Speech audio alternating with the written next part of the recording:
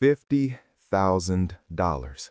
That's what my integrity was worth. That's the price I put on my soul, my career, and a man who never did anything to me except exist in the wrong place at the wrong time. His name was Marcus Chin, and 3 months ago, I destroyed his life.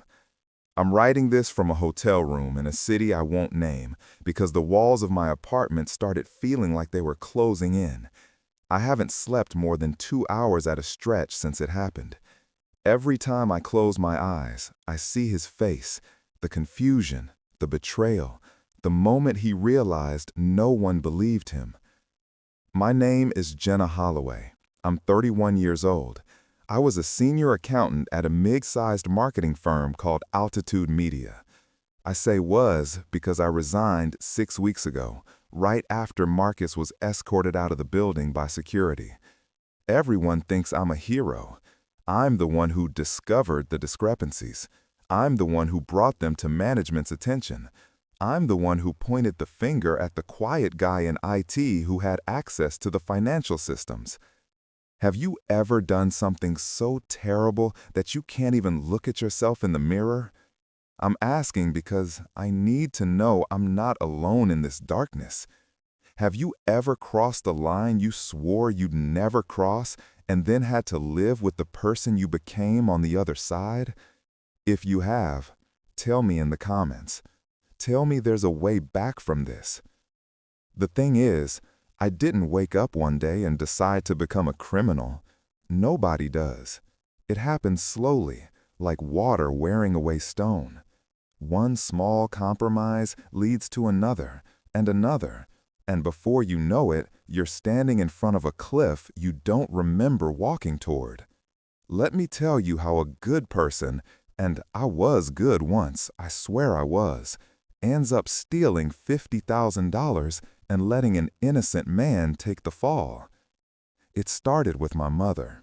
It always starts with something like that, doesn't it? Some wound that never healed, some debt that can't be repaid, some love that costs more than you can afford. She was diagnosed with early-onset Alzheimer's 3 years ago. She's 58 years old, younger than most grandmothers, and her mind is dissolving like sugar in water. Some days she knows me. Most days she doesn't. The facility that can actually care for her, the one with trained staff and proper supervision and activities that might slow the progression, costs $8,500 a month. My salary was good, not great, not $8,500 a month plus rent plus student loans good. I burned through my savings in the first year, maxed out my credit cards in the second.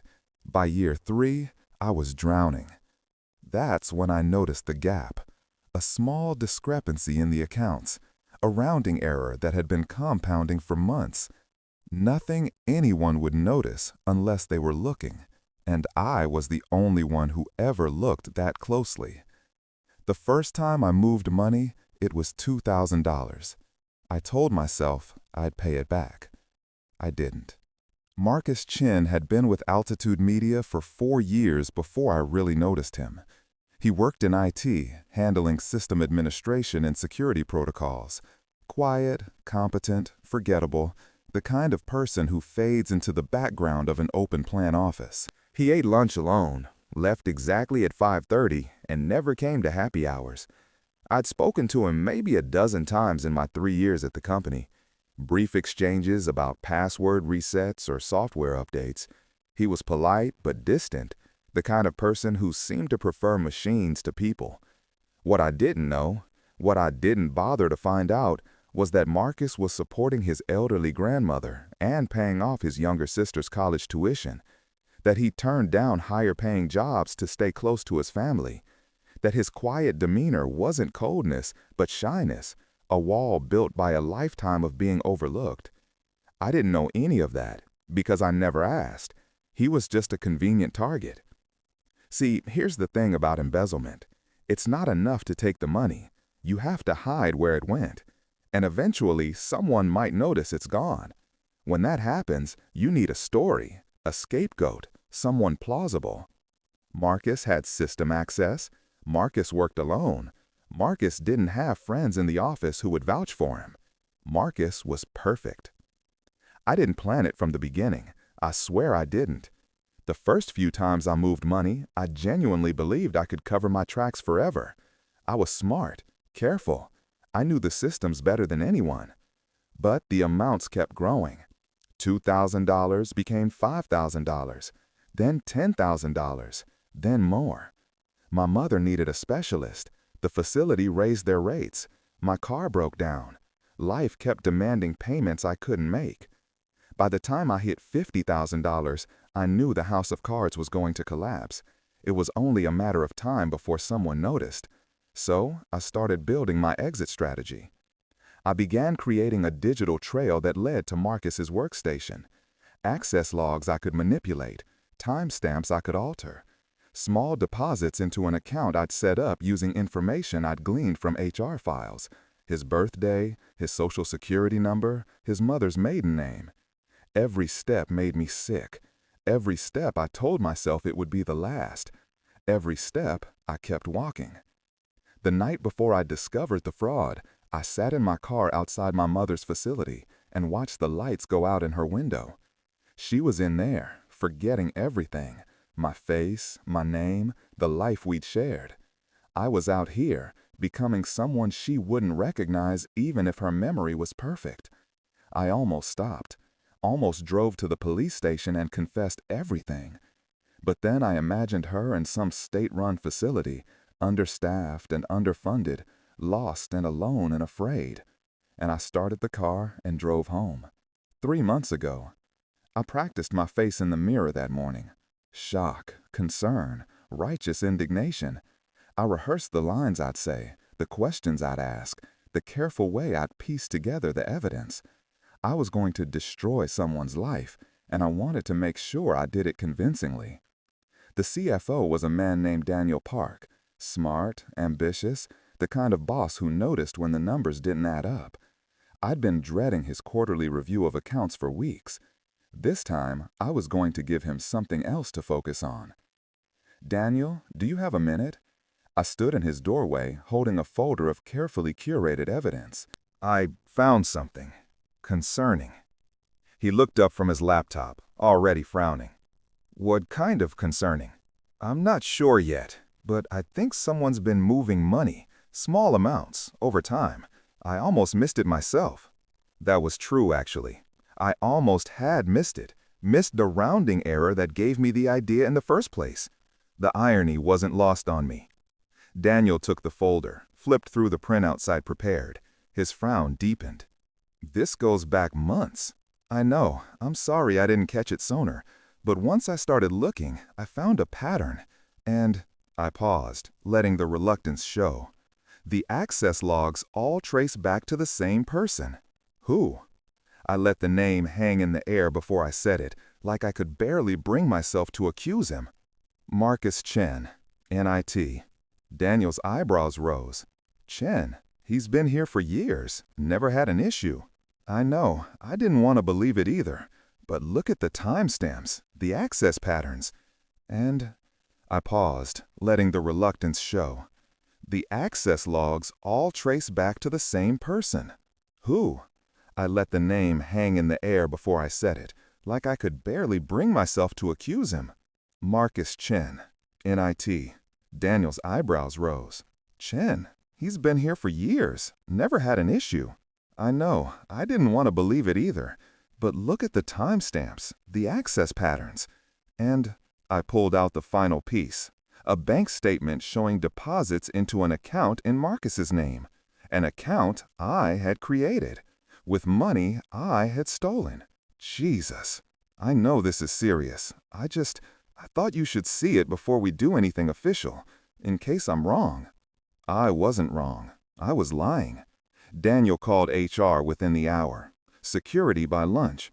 By 3 p.m., Marcus Chen was sitting in a conference room, pale and confused, facing accusations he couldn't begin to understand. I watched from my desk, pretending to work, feeling my heart hammer against my ribs. He looked so lost. He looked exactly how I'd feel if someone had done this to me. I went to the bathroom and threw up. They didn't call it an interrogation, of course. Investigative interview was the official term. But I saw Marcus's face when he walked out of that conference room 4 hours later, and I knew what it had really been. He looked broken. His eyes were red. His hands were shaking. He walked past my desk without seeing me, without seeing anything, and I heard someone whisper that he'd been administratively suspended pending investigation. The police would be involved. The company's lawyers were already drafting statements. Everything was moving exactly as I'd planned, and I felt like I was watching it happen from outside my own body. I should have felt relief. The attention was off me. The trail led somewhere else. I was safe. Instead, I felt something I hadn't expected. Grief. Not for Marcus. I barely knew Marcus. But for the person I used to be. The person who would have been horrified by what I'd just done. That person was gone now, buried under $50,000 of stolen money and one calculated betrayal. That night, I visited my mother. She was having a good day, one of the increasingly rare occasions when she recognized me, when she could hold a conversation, when she was still her. "Jenny," she said, using my childhood nickname, "you look tired. Are you sleeping?"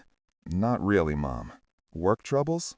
I almost laughed, almost cried, almost confessed everything right there to the one person in the world who might still love me no matter what I'd done.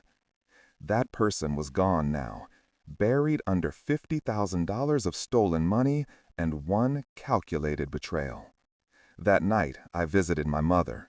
She was having a good day, one of the increasingly rare occasions when she recognized me, when she could hold a conversation, when she was still her. "Jenny," she said, using my childhood nickname, "you look tired. Are you sleeping?" "Not really, Mom." "Work troubles?" I almost laughed, almost cried, almost confessed everything right there to the one person in the world who might still love me no matter what I'd done. "Instead," I said, "something like that." She reached out and touched my face, the way she used to when I was small and scared of thunderstorms. "You're a good girl, Jenny. You always have been. Whatever's worrying you, just remember who you are." "I don't know who that is anymore," I wanted to say. "I think I killed her." "I love you, Mom. I love you too, sweetheart." She forgot who I was again by the end of the visit, called me nurse when I said goodbye.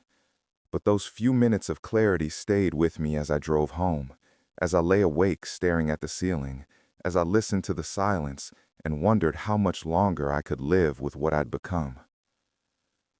The investigation continued for 2 weeks. Marcus was formally terminated on day 8. He was arrested on day 12. And on day 14, something happened that I hadn't planned for at all. Her name was Lily Chen, and she showed up at my desk without warning on a Tuesday morning. "You're Jenna Holloway?" I looked up from my computer, my stomach already tightening. She was young, maybe 22 or 23, with Marcus's same quiet features, but none of his reserve. Her eyes were blazing. "Yes, can I help you?" "I'm Lily, Marcus's sister." She didn't offer her hand, didn't sit down, just stood there, looking at me like she was trying to see through my skin. "You're the one who turned him in." I discovered some discrepancies in the accounts. I had a responsibility to report." "He didn't do it." Her voice was flat, certain, the kind of certainty that comes from knowing someone completely. "I'm sorry," I said, the words tasting like ash. "I know this must be difficult, but the evidence is wrong. Marcus would never steal. He supported our family since he was 19. He's the most honest person I know. And you?" She leaned closer, lowering her voice.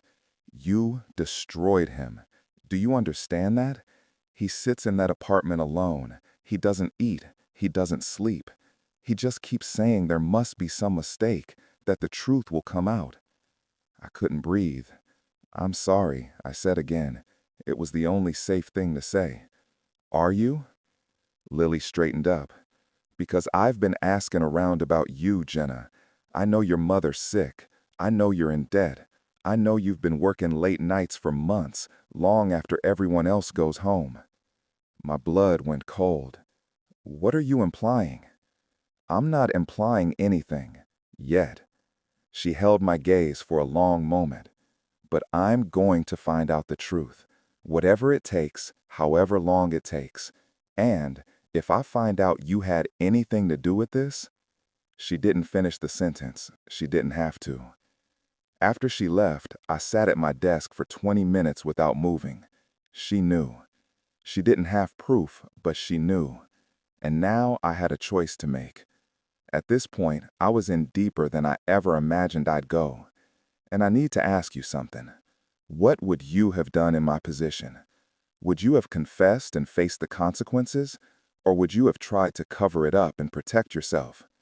Be honest, because I wasn't honest with myself, and I need to know what a better person would have done. Type confess or cover up in the comments and tell me why.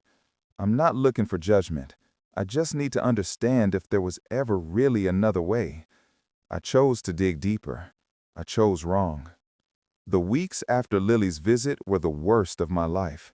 Every day I expected the knock on the door, the tap on the shoulder, the moment when someone would finally see through the elaborate fiction I'd constructed. It didn't come, but something else did. Guilt. It sounds absurd, I know. I'd already done the worst thing. The guilt should have hit earlier, when I first moved the money, when I created the fake account, when I watched Marcus walk out with security flanking him like a criminal. But trauma is strange. Sometimes you don't feel the wound until long after it's been inflicted. I started having nightmares. Marcus's face, over and over, twisted into different expressions. Betrayal, confusion, hatred. Sometimes he'd speak in the dreams, asking me why. I never had an answer. I couldn't eat, lost 15 pounds in a month. My coworkers commented on how stressed I looked, how dedicated I must be, how hard I must be taking the betrayal by someone we'd all trusted. If they only knew. I started driving by Marcus's apartment complex. I told myself I was checking to make sure he was okay, but that was a lie. I was torturing myself, watching for glimpses of the man I destroyed, cataloging every sign of his deterioration. His car disappeared after a few weeks, probably sold it. The curtains stayed closed all day. Once, I saw Lily arrive with groceries and stay for hours. I wondered what they talked about. I wondered if they talked about me. The criminal case moved slowly. Marcus's public defender was overworked, underprepared, going through the motions. The evidence I'd planted was damning. The prosecution seemed confident. My mother's condition worsened. That was the cruelest irony. All of this, the theft, the lies, the destruction of an innocent man, was supposed to save her. But Alzheimer's doesn't care about sacrifices. It takes what it wants. She stopped recognizing me entirely in month 2. I sat by her bed one evening, holding her hand, while she stared at me with polite confusion and asked when her daughter was coming to visit. "She loves you very much," I whispered, "even when she can't be here." "I'm sure she does," my mother said, patting my hand like I was a kind stranger. "She's a good girl, my Jenny, always has been." I went home and drank an entire bottle of wine. At 2 a.m., I found myself standing in front of the police station, keys in hand, trying to make my legs carry me inside. I stood there for an hour. Then I went home. 6 weeks ago, the company threw me a party. Not for the embezzlement discovery. That would have been tasteless. No, this was for my promotion to senior financial analyst, the reward for my diligence and integrity in uncovering the fraud. I stood in the conference room, accepting congratulations, smiling until my face hurt, feeling like I was going to shatter into a million pieces. Daniel Park made a speech about how lucky the company was to have employees like me. People I'd worked with for years, people I'd considered friends, toasted to my success. I excused myself to throw up twice. After the party, I sat in my new office. I had an office now, with walls and a door and a nameplate, and stared at the wall. This is what I'd wanted. This is what I'd risked everything for. It felt like a prison. My phone buzzed, a text from an unknown number. I know what you did. I dropped the phone like it had burned me. For 5 minutes, I just stared at it, watching the screen dim and go dark. When I finally picked it up again, there was a second message. You should check your email. I opened my laptop with shaking hands. There, in my inbox, was a message from an anonymous account. No subject line, just an attachment. I clicked it. It was a video. Security footage from the office, time-stamped 3 months ago. It showed me, clearly, unmistakably me, at Marcus's workstation after hours. It showed me accessing his computer. It showed me doing exactly what I'd accused him of doing. Someone had been watching. Someone knew. I called the number that had texted me. It rang twice before someone picked up. Hello, Jenna. I didn't recognize the voice at first. It was distorted somehow, filtered through software that made it impossible to identify. Who is this? What do you want? The same thing you wanted. Money. My heart stopped. I don't. You stole $50,000 and pinned it on an innocent man. Right now, that video is sitting on a private server. But for the right price, it could disappear forever. Blackmail, of course. The universe had a sense of humor after all. How much? 50,000. Seems fair, don't you think? You get to keep your job, your freedom, your precious reputation. Marcus? Well, he's already lost everything anyway. I closed my eyes. I don't have that kind of money. Then I suggest you find it. You have 2 weeks. The line went dead. I sat in my beautiful new office with my beautiful new nameplate and realized that the trap I'd built for Marcus had finally closed around me too. I spent the next week trying to find a way out. I couldn't pay the blackmail. I didn't have the money. I'd already stolen everything I could steal, and most of it had gone to my mother's care. Taking more was impossible. The accounts were under heavy scrutiny now, watched by auditors and lawyers who were still tying up the loose ends of Marcus's crime. I considered running, emptying my bank account, disappearing to some city where no one knew my name. But I'd seen enough crime documentaries to know how that ended. And besides, my mother, I couldn't leave her. I considered something darker, a permanent exit. Late at night, when the walls were closing in and the guilt was a physical weight on my chest, I'd think about how easy it would be, how quiet. But I was too much of a coward even for that. What I kept coming back to, again and again, was the one option I'd been avoiding since this whole thing began.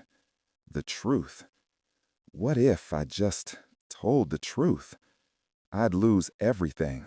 My job, my freedom, probably years of my life. My mother would end up in state care, confused and alone. Marcus might not even be exonerated. The damage was done. The stigma would follow him forever. But he'd know. He'd know it wasn't him. He'd know someone believed him. And I'd know I finally did one honest thing. I thought about my mother's words from months ago. Just remember who you are. I didn't know who I was anymore, but I knew who I didn't want to be. I called Lily Chen. What do you want? Her voice was ice. I need to talk to you, to both of you, face to face. Why would we? Because I know who really stole the money, and I'm ready to prove it. The silence stretched so long I thought she'd hung up. Tomorrow, she said finally, 3 p.m., Marcus's apartment. Come alone. The line went dead. I spent that night writing a confession. Every detail, every step, every decision that led me here. I wrote about my mother, my debt, my desperation. I wrote about the rounding error that started it all. I wrote about Marcus's face when they led him away. I wrote until my hand cramped and the sun came up. Then I printed 2 copies, one for the police, one for Marcus, and drove to his apartment. Marcus Chin opened the door, and I almost didn't recognize him. He'd lost weight, more than me, probably 30 pounds.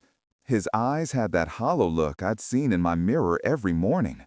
He moved like someone who'd forgotten how to inhabit his own body. "Come in." His voice was flat, lifeless.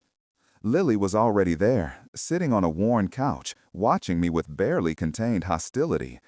The apartment was small, neat, impersonal, the kind of place that happens when someone stops caring about living. "Sit down," Marcus said. "You said you have information." I sat across from both of them, close enough to see every reaction. "Before I start, I need you to know something.